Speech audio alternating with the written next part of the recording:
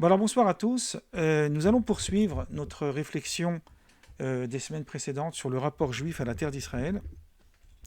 Et la semaine dernière, nous avions abordé le rapport entre la promesse de Dieu à Abraham d'hériter cette terre et l'acquisition effective de cette terre, d'après un passage du Midrash, donc c'est plus, on va dire, dans la conception biblique et théologique, qui nous raconte que, à propos de Lot, que Lot était nuisible au voisinage et qu'il a été renvoyé par Abraham parce qu'il ne pouvait prétendre à une quelconque appartenance à cette terre d'Israël, sachant que la conquête, qui aura lieu beaucoup plus tard après la mort de Moïse, c'est-à-dire la conquête de Josué, n'a pas encore eu lieu. Bon, ça c'est l'étude qu'on a fait la vidéo précédente.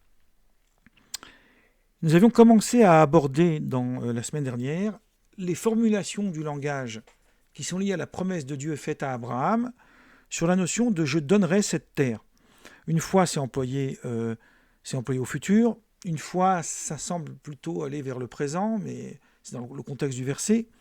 Et des fois, c'est carrément un passé, qui sous-entend que la terre a déjà été donnée. Bon, ça, c'est ce que nous avons vu la semaine dernière dans le contexte midrashique. Maintenant, on va l'aborder d'un point de vue du Talmud et de la halakha. Donc, on va faire une leçon talmudique. Donc, je vais essayer d'être le plus bref et le plus clair possible pour essayer de comprendre cet emploi, tantôt un futur, tantôt un présent, etc. Et qu'est-ce que disent réellement les textes de la tradition juive, donc du Talmud et de la halakha, maintenant vous savez ce que c'est, par rapport à cette notion d'appartenance de la terre d'Israël. Comment ça fonctionne? Pour comprendre que les choses, elles ne vont pas de soi et qu'elles sont plus complexes qu'elles n'y paraissent. Alors, on a par exemple dans Genèse 13, alors ça j'avais déjà cité la semaine dernière, mais je reprends, dans le verset 14, nous lisons, l'Éternel dit à Abraham, après que Lot se fut séparé de lui, puisqu'il avait séparé Lot, il lui avait dit de partir, donc c'est là où il est allé à Sodome, parce qu'il était nuisible pour les voisins. Et là le verset poursuit, donc il reprend la promesse, et il nous dit, alors je le dis directement en français, car toute la terre que tu aperçois, à toi je la donnerai, donc c'est un futur, et à ta postérité pour toujours. Donc il y a un futur, cette terre appartiendra bien au peuple d'Israël. Verset un peu plus loin, verset 17, il a un langage assez étrange, et il nous dit « Lève-toi », alors en hébreu « Kum it'aler ba'eretz », lève-toi et parcours cette terre, les orka ou le rorva, en largeur et en longueur, en long et en large, « Ki lecha et nena », car c'est à toi que je la donnerai. Toujours pareil, un futur. On va essayer de comprendre pourquoi il y a cette utilité de lui dire, de lui parler, de parcourir cette terre en long et en large, c'est-à-dire de faire un petit peu une sorte de périple initiatique, peut-être c'est une initiation. Qu'est-ce que cela signifie? Plus loin, dans le chapitre 15 de la Genèse, on était au chapitre 13 là, versets 14, 15 et 17, je vous ai lu 3 versets. Maintenant, dans le chapitre 15 de la Genèse, dans Genèse 15, verset 18, là, il y a un verset qui a été un peu mal traduit dans les Bibles, donc j'ai essayé d'un peu améliorer cette traduction, qui nous dit « Ce jour-là, l'Éternel conclut avec Abraham un pacte, une alliance, on va dire, en disant « À ta descendance, j'ai donné cette terre. » Et là, le verset emploie clairement un passé. Donc ta descendance, elle est à venir, mais j'ai donné cette terre au passé. C'est assez étrange. Hein, depuis le torrent d'Égypte jusqu'au grand fleuve, le fleuve d'Euphrate, bon ça c'est pas très important, c'est les frontières de la terre d'Israël biblique. On ne va pas rentrer dans ce débat maintenant.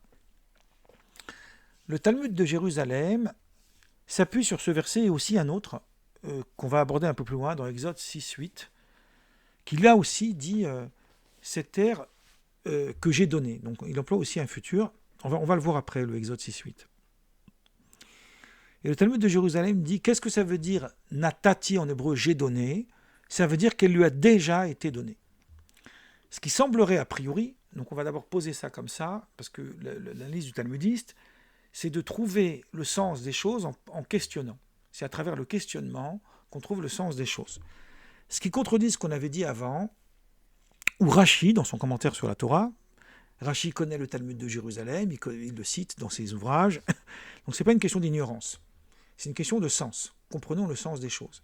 Rashi nous dit, dans le verset à propos de Lot, justement l'affaire de Lot qu'on a vue la semaine dernière, Rashi nous dit que Lot se pensait, il s'appuie sur le Midrash, c'est un Midrash qui dit ça, mais Rashi reprend ce Midrash, que Lot pensait être le digne héritier d'Abraham, puisque Isaac et Ismaël n'étaient pas encore nés, il est le neveu d'Abraham, donc il est le seul héritier. Donc il s'est dit, puisque Dieu a promis cette terre à Abraham, c'est qu'elle me revient de droit, je n'ai pas à me soucier de ceux qui vivent sur place. Et donc, il a permis à ce que ces bergers aillent brouter leur bétail là où ils veulent, un peu partout. Et c'est ça qui a créé une polémique, et Abraham l'a renvoyé à Sodome. Et Rashi nous explique pourquoi. Il dit parce que la promesse de Dieu n'est pas encore effective. Elle ne lui revient pas de droit. Or là, on voit un verset qui parle clairement de la promesse, 15-18, et qui emploie un passé.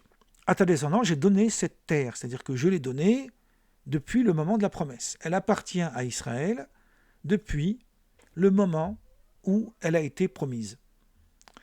Donc, ça c'est le premier point. Pour résoudre cette contradiction, on va faire comme le talmudiste, on va poser d'autres questions qui sont des analyses internes à certains passages du Talmud qui semblent se contredire. Et on va montrer, par une analyse très simple, qu'il n'y a aucune contradiction et que tout est limpide. Mais d'abord, il faut poser la problématique. Tout d'abord, je vais introduire une idée générale, qui est une idée peu connue, mais qui est très importante d'introduire. C'est que, bien sûr, la terre d'Israël est une terre sainte. Le peuple juif a pour cette terre on pourrait dire une affection particulière, elle devient symbolique, elle devient sacrée, etc. Bon, la sacralité de la terre est un sujet à débat. Je le pose ici uniquement parce que je fais exprès de rentrer dans cette apologie-là pour montrer sa limite, si vous voulez. Donc tout cela est tout à fait logique. Donc il y a une notion comme ça. Mais lorsque les sages du Talmud analysent la question de ce qu'on appelle Kinyan Haaretz, l'acquisition de cette terre, ils n'en font pas du tout une lecture apologétique. C'est-à-dire qu'ils érigent en droit la définition même d'acquisition d'un terrain. Donc on va utiliser les mêmes règles qui définissent l'acquisition d'un terrain au sens général, et on va l'appliquer à l'acquisition de la terre d'Israël, au peuple d'Israël, justement, on verra à quel moment, exactement. Donc, ce qui vaut pour l'acquisition d'une terre quelconque à travers le monde se situe le même principe que ce qui vaut l'acquisition de la terre d'Israël pour le peuple juif au moment justement, c'est ça la question, à quel moment. Donc dans le Talmud, Baba Batra 100 feuillet A, c'est pas très important la source, mais bon, si certains qui passent par mon YouTube ont envie d'aller vérifier, on oppose deux opinions, c'est toujours comme ça dans le Talmud. Une opinion d'un rabbin qui s'appelle Rabbi Eliezer, et une autre opinion des autres sages. Donc il est minoritaire, Rabbi Eliezer, donc la loi ne sera pas comme lui. Lui, Rabbi Eliezer nous dit, alors, il y a deux façons de comprendre l'acquisition. Je vais ajouter un autre détail. Il y a ce qu'on appelle les métaltélim. Les métaltélim, c'est ce qu'on appelle le mobilier, d'accord, tous les objets qui se déplacent, ou le fait de payer pour acheter un objet dans un magasin ne suffit pas pour l'acquérir. Il faut deux actions. Il faut le payer, ou si c'est un don, il faut une promesse de don. Il faut que la personne accepte de nous le donner. Et ensuite, il faut ou utiliser l'objet, ou le déplacer, ou le porter. Ça s'appelle Meshicha. Vous avez souvent, peut-être certains sont allés voir dans les mariages juifs, où au moment de l'acte de mariage, puisqu'il y a une notion d'acquisition, alors on soulève un objet. C'est-à-dire que c'est une manière de dire, voilà, en soulevant le truc, symboliquement, j'ai acquis l'objet. Donc, toute action qui se fait sur un objet, a priori, semble être une action d'acquisition. Mais lorsqu'il s'agit de l'immobilier, où là, le langage rabbinique, ça s'appelle karkaot, alors que karka, ça veut dire terrain.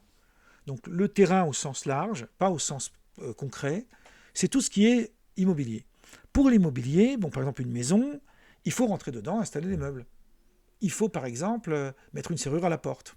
Si c'est un terrain, il faut mettre une barrière.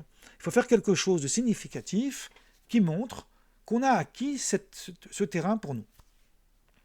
Donc a priori, Abraham a commis un acte, puisque Dieu lui dit « parcours cette terre en long et en large ». Voilà la logique de Rabbi Eliezer. Donc en parcourant cette terre en long et en large, il a déterminé que cette terre lui appartient, lui revient de droit. Ça, c'est l'opinion de Rabbi Eliezer. Les autres sages ne sont pas d'accord avec lui parce qu'il ne peut pas y avoir l'acquisition d'un terrain s'il n'y a pas ce qu'on appelle la yeshiva. La yeshiva, alors une yeshiva, c'est le lieu où on étudie la Torah, mais c'est l'inverse, c'est parce qu'on utilise le mot yeshiva au sens générique pour l'employer pour une école talmudique. Yeshiva, littéralement, ça veut dire s'asseoir. Ani Yoshev, je suis assis. Donc yeshiva, c'est le fait de s'asseoir. Et au sens plus large, en hébreu, même en hébreu moderne, c'est pareil, c'est s'installer. Vous savez que les petits villages, on les appelle le yeshuv. Le yeshuv, c'est le petit village, c'est l'endroit où les gens habitent. Donc il faut habiter concrètement cette terre. Tant qu'on n'a pas habité concrètement cette terre, on ne l'a pas acquise. Donc l'opinion des autres chasses sera de dire la terre d'Israël n'appartiendra pas au peuple d'Israël tant qu'ils n'y s'y seront pas installés. Donc c'est l'objet de la conquête de Josué, qui va se conclure par la conquête de David. Jusqu'à cette époque-là, il n'y a pas... alors évidemment, ils vivent dans deux époques différentes, parce que j'ai eu une réaction sur mon YouTube un peu bizarre. Josué et David, mais c'est parce que Josué a conquis une partie de la terre promise à Abraham, et David a terminé cette conquête, notamment par Jérusalem. Donc, on parlera de tout ça dans la séance suivante. Donc, on ferme la parenthèse. Donc, il faut, pour acquérir cette terre, s'y installer concrètement. Et quand on regarde maintenant les textes qui résument le Talmud pour déboucher vers ce qu'on appelle la loi, vers la décision finale, par exemple Maïmonide et d'autres, le codificateur de la loi, on va dire pareil. On acquiert une terre en s'y installant, un terrain en s'y installant. Il faut s'y installer. Donc si c'est une maison, il faut y habiter. Si c'est un terrain, il faut s'y installer. Il faut montrer par un signe significatif qu'on est vraiment installé sur cette terre. Donc il faut s'y installer. Donc la terre, elle ne leur appartenait pas avant. Ok ? Voilà. Maintenant, on va voir que le Talmud, comme d'habitude, a à ce sujet plusieurs textes qui contredisent ce qu'on vient de voir.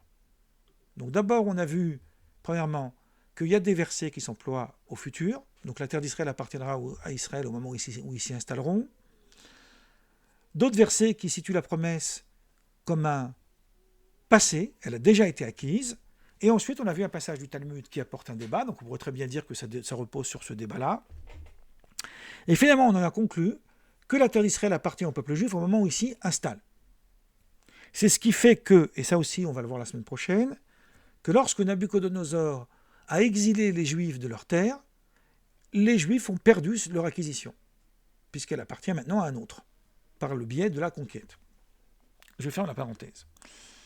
Donc, il y a un passage du Talmud qui semble contredire celui-là. Vous savez que la terre d'Israël, alors on est d'un point de vue biblique, on n'est pas d'un point de vue politique actuel, ce n'est pas mon sujet. La terre d'Israël a été partagée aux tribus, aux 12 tribus d'Israël qui ont partagé chacun une partie de la terre.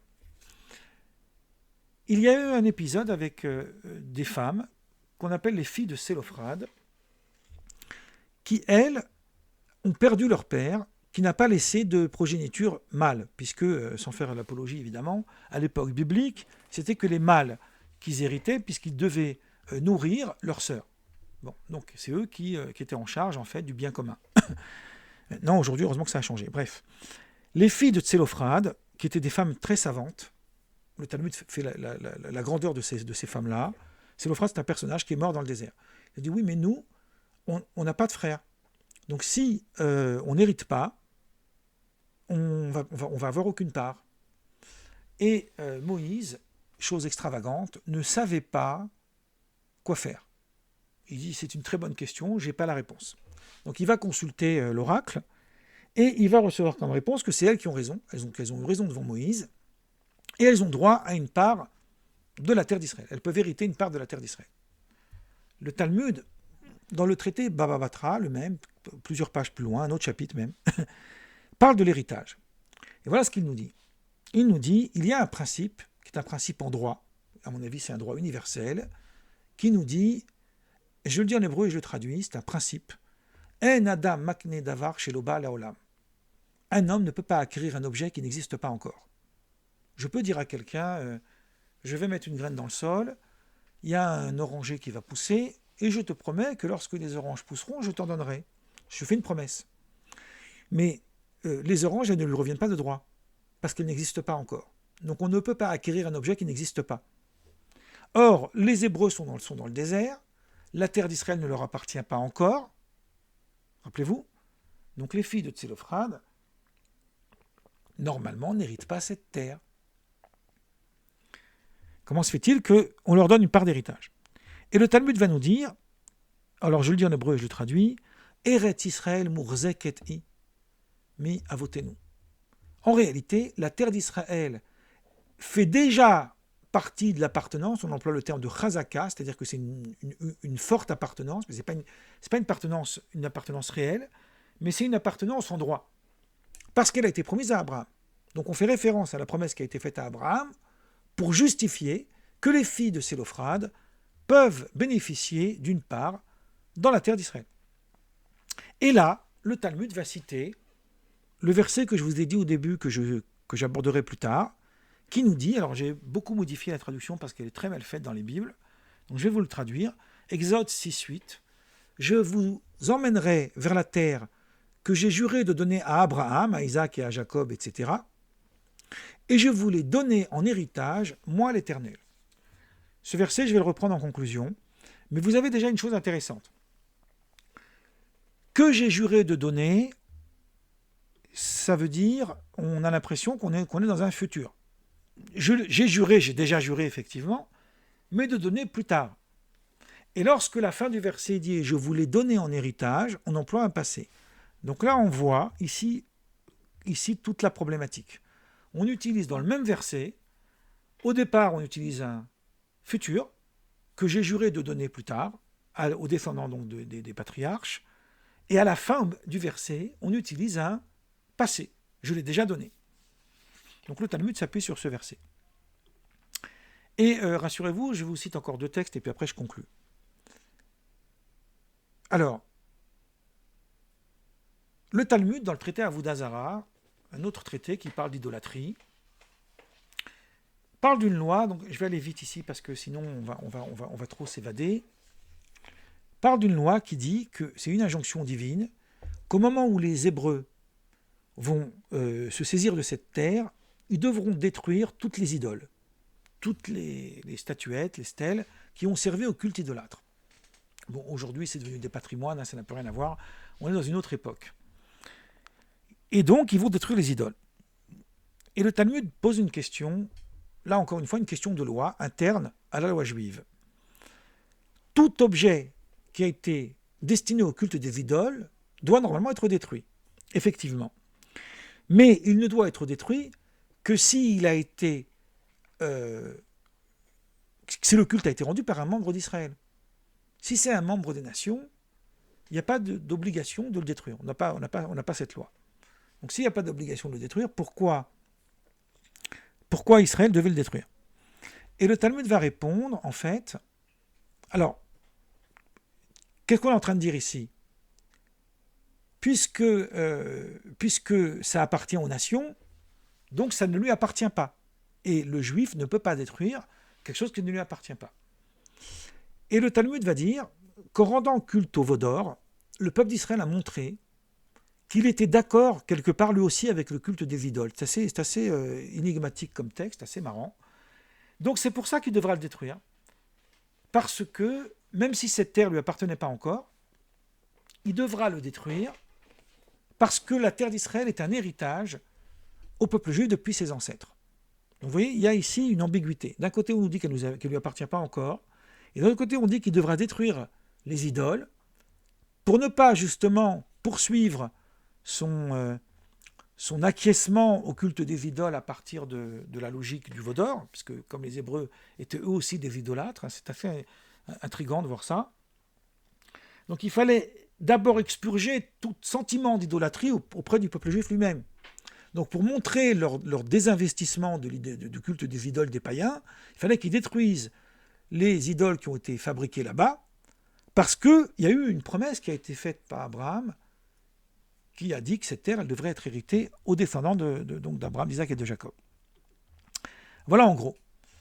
Et pourtant, le Talmud d'ailleurs nous dit, dans Kiddushin cette fois, il nous cite un verset, vous voyez, il y a beaucoup de contradictions. Deutéronome 11, 31, qui nous dit « Car vous traverserez le Jourdain pour venir hériter de la terre que l'Éternel votre Dieu vous donne, vous hériterez d'elle et vous vous y installerez. » Pourquoi il y a une répétition? On hérite cette terre et on s'y installe. Alors le Talmud nous dit, cette répétition vient nous dire qu'elle ne peut pas appartenir au peuple juif tant qu'ils ne s'y sont pas installés.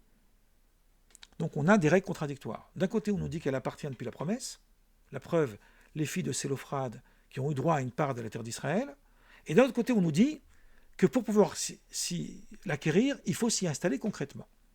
Et dans le traité Avodah-Zara, on nous dit là-bas, ce que je vous ai montré, qu'à partir du moment où ils ont fait le veau d'or, ils ont montré quelque part qu'ils avaient un lien affectif avec les idoles qui étaient présentes sur le terrain. Et comme la terre, elle avait été promise depuis Abraham, c'est considéré comme si c'était à eux. Donc c'est pour ça qu'ils doivent le détruire. Voilà toutes les contradictions. Alors, je voulais vous citer différents commentateurs, mais je vois que l'heure tourne et qu'on n'a pas le temps. Donc je vais conclure et répondre à une question d'une façon limpide. Lorsque Dieu promet la terre d'Israël à Abraham, qu'est-ce qu'il lui dit? Il lui dit, cette terre que tu vois et que tu parcours en long et en large, elle sera donnée à tes descendants. Pour le juif, croyant en ce Dieu unique, en ses promesses, qui ne va pas déroger à ses promesses, cette terre, elle lui revient de droit au moment où Dieu l'a dit. Vous savez qu'on fait une analogie avec la création. Le monde il a été créé par la parole, parce que la parole de Dieu est déjà un acte. Donc au moment où il dit la parole, elle devient déjà à Israël. Sauf que ça, c'est par rapport à la relation interne que le peuple juif entretient avec Dieu et avec ses promesses. Mais par rapport au droit des nations, c'est un argument qui n'est pas recevable. Donc par rapport au droit des nations, il faut un processus d'acquisition. Donc c'est comme si que pour que la terre d'Israël revienne de droit au peuple juif, il faut deux conditions. La première condition, c'est qu'elle a été promise par Dieu. Sinon, cette terre, elle est comme toutes les autres terres. Il n'y a pas de différence. Elle n'a pas de lien intime avec le peuple juif. Et la deuxième condition, il faut que ça soit conforme au droit des nations. Donc lorsque Lot, il vient déranger les voisins, il ne peut pas brandir la promesse divine, parce que la promesse divine n'est pas un droit d'acquisition d'un point de vue du droit. Mais par contre, à l'interne du peuple juif, elle est déjà possession d'Israël. Donc regardez, les filles de Tsélophrate, qu'est-ce qu'elles réclament? Elles réclament certes une part de la terre d'Israël à venir, lorsque ça sera légitimé par rapport au droit des nations, mais elles font reposer ce droit à la promesse que Dieu a donnée à Abraham. Or, puisqu'il s'agissait de partager la terre d'Israël à l'interne même du peuple juif, on n'a pas à se soucier du droit des nations à cet endroit-là. À partir du moment où le peuple juif est d'accord qu'elle va lui appartenir depuis la promesse, donc les filles de Tsélophrade ont bien un droit sur la terre d'Israël. Pareil pour l'idolâtrie. Pour que le juif, à l'interne même du peuple juif, il puisse montrer son désinvestissement, en fait son détachement du culte des idoles, alors qu'il venait de faire le veau d'or, il fallait qu'il détruise les idoles, même si elles avaient servi uniquement aux nations. Parce qu'il y avait une promesse au départ. Et cette promesse donne un droit de continuité au peuple juif, à l'interne du peuple juif, que cette terre lui appartient. Mais cette appartenance n'est pas suffisante pour être légitimée aux yeux des nations. Voilà en gros ce qu'on peut dire. Et avec ça, ça explique toutes les contradictions qui ont été abordées avant. À chaque fois que le verset emploie un futur, il s'intéresse au rapport à l'acquisition de cette terre face aux nations. Cette terre, elle a été promise par Dieu, mais ce n'est pas suffisant. Il va falloir s'y installer. Mais lorsque le verset emploie un passé, je l'ai déjà donné, il est dans la question d'héritage. Comme on le voit dans le verset, et c'est avec ça que je vais conclure, Exode 6.8, où il est dit, regardez le verset maintenant, je le reprends. Je vous amènerai vers la terre que j'ai juré de donner à Abraham, donc que j'ai juré de donner dans le futur, mais moi je voulais donner en héritage avant. Parce que l'héritage, ça correspond à quoi? Ça correspond au rapport interne que le peuple juif il a avec cette terre. Et il y a un grand maître que je cite souvent, Rosine, Eugénie Rogatchov, qui lui, il explique d'une façon, un concept philosophique, et 1 minute et j'ai fini. Il dit, c'est quoi la différence entre kinyan, entre acquérir un objet, et l'hériter? Qu'est-ce qui distingue les deux? Et il fait un argument philosophique très profond. Il dit, acquérir un objet, c'est faire un acte d'acquisition. Moi, j'ai un objet, je veux le donner à une personne ou le vendre, c'est pareil au niveau du principe. Pour que je puisse lui donner ou lui vendre, il faut 2 actions. Je me défais de la propriété de l'objet et elle revient de droit à celui qui l'acquiert. D'accord? Donc il faut que je me défasse de l'objet pour revenir de droit à celui qui l'acquiert. Donc c'est l'objet qui se déplace, c'est une métaphore évidemment. Il se déplace entre celui à qui elle appartenait avant et celui à qui elle appartient maintenant. Mais l'héritage, l'objet ne se déplace pas. C'est la personne qui, en mourant, lègue ses biens à ses descendants. Donc ses descendants deviennent acquéreurs automatiquement. Il n'y a pas d'action d'acquisition qui est nécessaire ici. Ça n'est pas nécessaire parce qu'on prend la place de celui qui nous fait hériter. Donc elle lui appartenait, maintenant elle nous appartient à nous. C'est une continuité si vous voulez. À partir du moment où c'est une continuité, nous dit Rosine, à partir du moment où c'est une continuité, ça se fait automatiquement. Donc si ça se fait automatiquement, le verset emploie un passé et pas un futur. Parce que pourquoi la terre d'Israël me revient de droit, d'un point de vue interne au peuple juif, rappelez-vous, parce que je l'ai hérité de mes ancêtres. Si je l'ai hérité de mes ancêtres, ça veut dire qu'au potentiel, elle était déjà à moi au moment où Dieu l'a promise à Abraham en héritage. C'est parce que c'est par héritage qu'on n'est plus dans les règles d'acquisition classiques. Et c'est ce qui explique la différence entre toutes ces notions. En conclusion, qu'est-ce qu'on pourrait dire? On pourrait dire effectivement que pour tout ce qui concerne l'interne du peuple juif, on peut parler de promesses, on peut parler de valeurs symboliques, on peut aimer cette terre autant qu'on veut, on peut la sanctifier autant qu'on veut, mais pour ce qui concerne le droit des nations, alors on doit se fier à ce que la logique du droit des nations impose pour l'acquisition d'une terre, y compris la terre d'Israël. Voilà, je vais m'arrêter là.